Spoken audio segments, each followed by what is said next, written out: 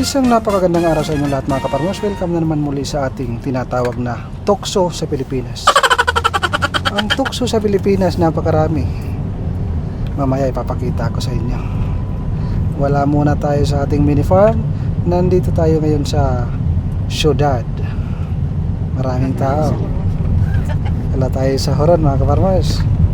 Kasama ko sila Papa, yung aking misis, kapatid ni misis, at yung aming baby girl.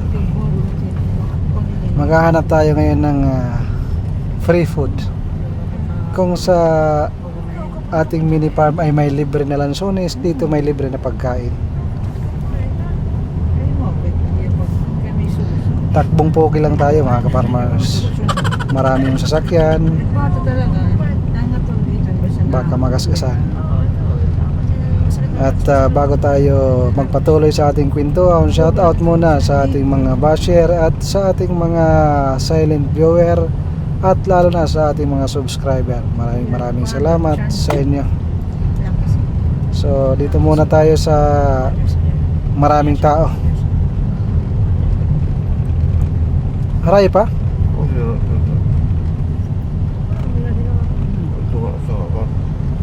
Dito ito? I see. Kita ka may kakuhan. Kaya may pagsakot, may magar. Ato man.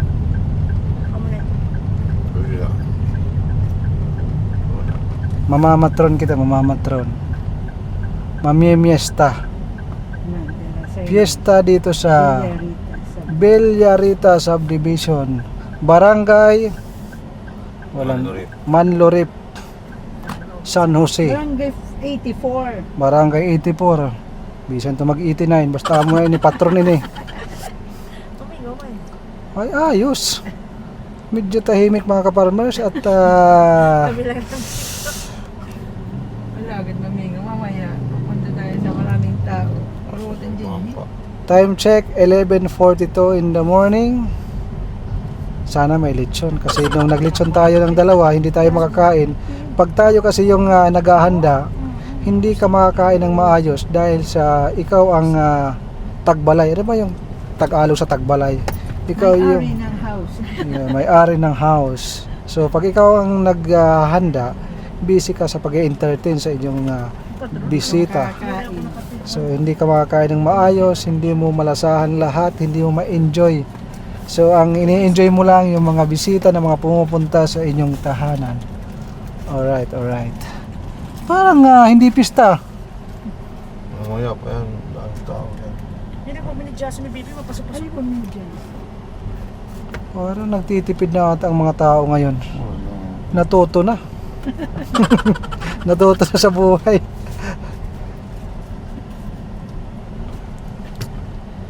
Yung pupuntahan pala natin ngayon, isa sa may-ari sa napakagandang printing press dito sa Tacloban, Uzi Merchandise. Shout out sa ating pinakamamahal, kapatid ng asawa ko. May namimista doon, nag-aantay. Ay, salamat. Si Kuya, nasaan? Ay, thank you Lord. Naka-reserve. Nag-aantay na. Nakaturo na.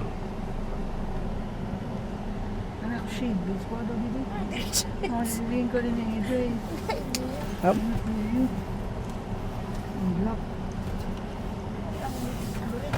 So narating na nga namin ang Bellarita Subdivision. Social, di ba?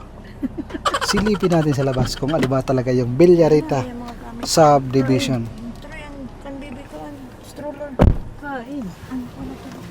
Ayan. Walang tao nga. Mamaya pa yan hapon. Pag sa city, hapon, gabi, ang tao dumarating.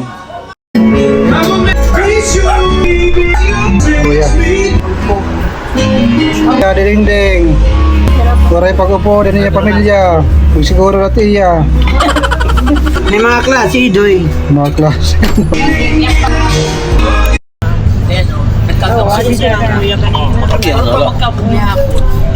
Uy, magpapakain pala ako ng mga alaga mamaya. Tukso. Nasa lupa. dito sa Pilipinas masyadong maluwag mga kaparmers. Okay. So yung mga fiesta, handaan, meron mga hindi natin matanggihan, kailangan natin puntahan yung mga imbitasyon. Pero yun nga, tulad ng aking sinabi na tukso, napakaraming tukso dito sa Pilipinas. Pero yan, kailangan control, huwag sumobra. Dahil pag sobra, palaging inom, lasing, hindi na tayo nakaka-focus sa ating trabaho. Ngayon, mag-aalas 3 mga kaparmers, nag-warning na ako na kailangan na naming umuwi dahil may order pa ng alas 5 na 2 dozen flowers. Ayun, sirado yung aming flower shop pero yung aming online is open mga kaparmers. At syempre magpapakain pa tayo ng ating mga alaga. Inaantay ko na lang, hindi kasi natin matanggihan kasi kapatid ito ng asawa ko. So ayan, kinakatok na ako ng asawa ko.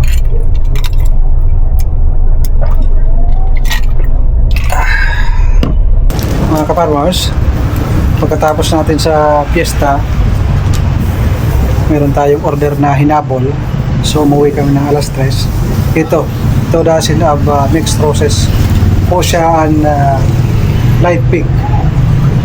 Yan, pick up kayo alas 5, kaya medyo malilip tayo sa pagpakain sa ating mga alaga.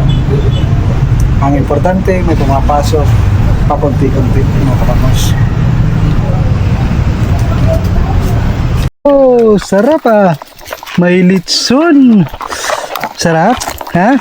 Galing sa pistahan yan.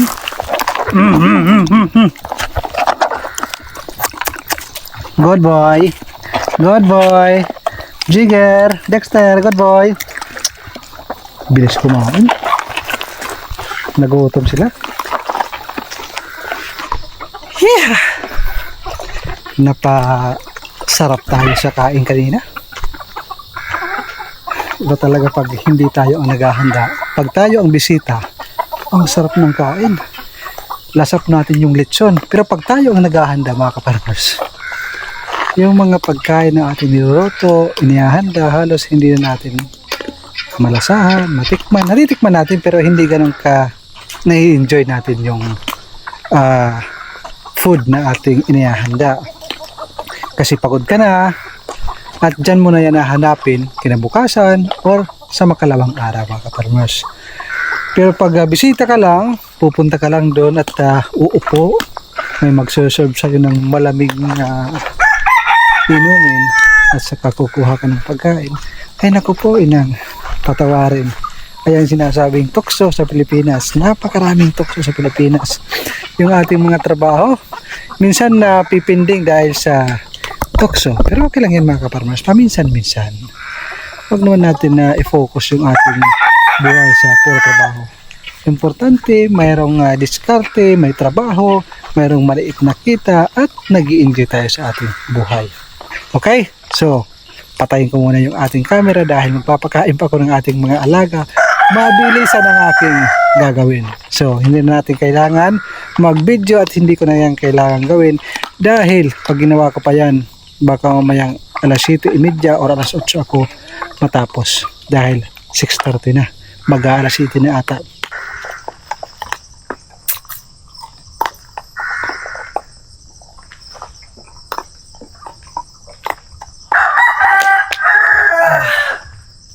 Grabe mga kaparmers, nakakauhaw. Alam nyo ba yung mabilisan na galaw? Para kang nasa fast food. Pasa dito, pasa doon para matapos kaagad at makakain ng ating mga alaga. At syempre, pag hindi tayo gumagalaw mga kaparmers, medyo nagdidim light. Yung ating inaasahan mga kaparmers, basta ganito na late tayo nagpapakain, ay syempre yung purong commercial feed, siyempre hindi na tayo gumagawa ng mga organic. So yun po yung aking alalay, kasagabal, pag alanganin na yung oras. So katatapos ko lang magpakain mga kaparmers. Thank you Lord sa araw na ito. Nakapunta tayo sa fiesta, meron tayong customer, nakaikot tayo, and then ito, nakakapagtrabaho tayo mula umaga hanggang hapon na pagpakain sa ating mga alaga. So, kinakaya naman mga kaparmers. Dito sa Pilipinas, basta't madiskarte ka. Panalo.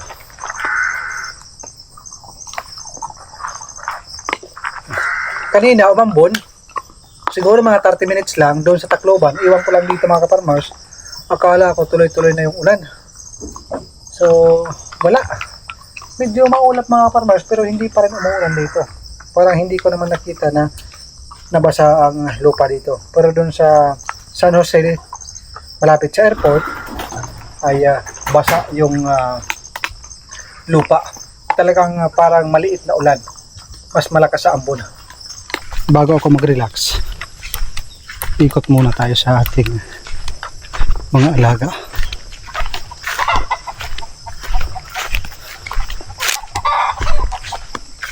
Yung ibang mga pasaway, mga kaparmers. Tapos nang kumain, gumagala pa rin. Hindi na ako papasok dun sa may pulungan ng mga native dahil magliliparan. Lalo na yung sisiyo, hindi na ilap. Bakit may sisiyo na nasa labas?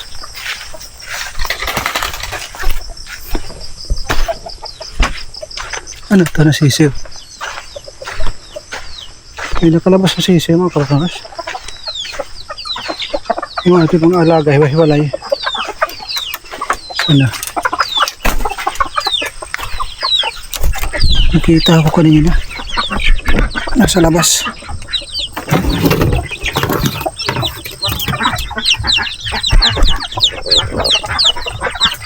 Ito yung mabibilis ng lumipad. Ayan. Mabibilis na yung mga kaparmers. Yung mga edad na yan, pag mga native, kaya nang tumakas pag mayroon mga predators.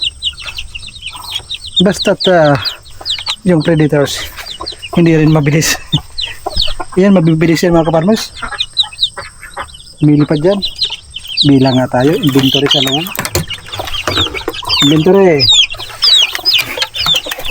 1, 2, 3, 1, 2, 3, 4, 5, 6, 7, 8, 9. Tama. Nahirapan tayo sa kalisod. Automatic yung ating pintuan ng ating kulungan ng ating siso, diba? Ako lang ang mayroon nito.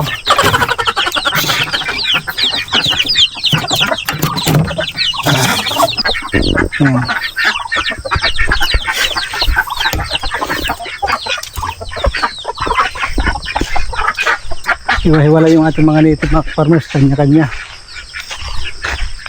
Atong pabo, okay. Nandun yung iba sa kusina. Ba't nagabihan?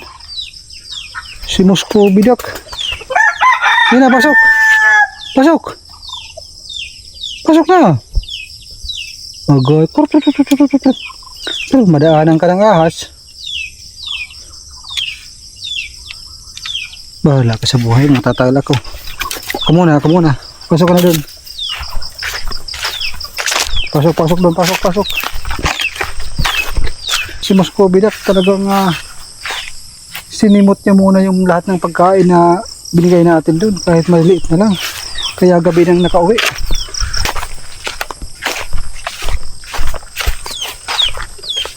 Yung ating sisiyo, iyak ng iyak. Pag narinig ka ng ahas o di kaya musang, ilagot ka na naman. So, tulog na. Yung ating mga heritage chicken, tulog na rin. Ayan. Sinichik ko. Baka mayroong kapre na nakatambay doon sa may puno ng kawayan. Hindi. Sasamahan ko na. Sasabihin kong pasindi nga. Buhay kaparmers. So paano mga kaparmers, dahil ayun, napagod tayo sa araw na ito.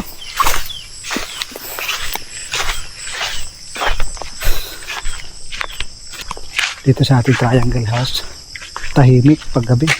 Ang maririnig mo lang ay mga huni ng mga ibon at minsan kikik. Yun ang maririnig mo. Napakatahimik. Ang ating mga aso pasabay mga kaparmas, yung mga nyog na walang laman dinadala dito tapos ginagawang laruan. Buti sana kung mayroong laman yung dinadala. Si Uwak hindi ko pinakain ngayon. Alam niyo kung bakit? Gusto ko na gutumin siya para bukas ng umaga papakainin ko sa aking kamay. Labas, labas, labas. Sige dito, dito labas. Pinapalabas ko sila mga kaparmas. Dito labas. Okay, labas na. Jigger, labas. Dito sila sa labas mga kaparmas. Diyan sa ating jetmatic sila natutulog. Para once na mayroong tao na papasok dito, pupuntahan nila dyan sa may gate. Maalarma na yung tao. Ayan.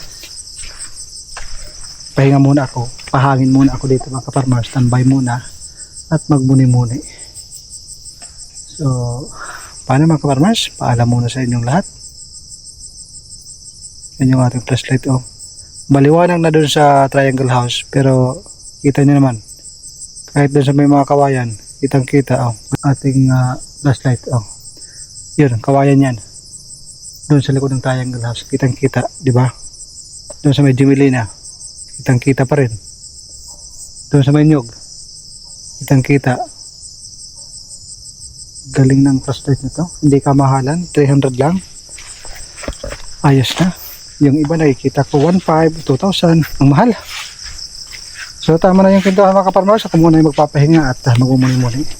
Buhay po kayong lahat mga kaparmers. God bless po sa inyo. At sana ay nasa mabuti kayong kalagayan.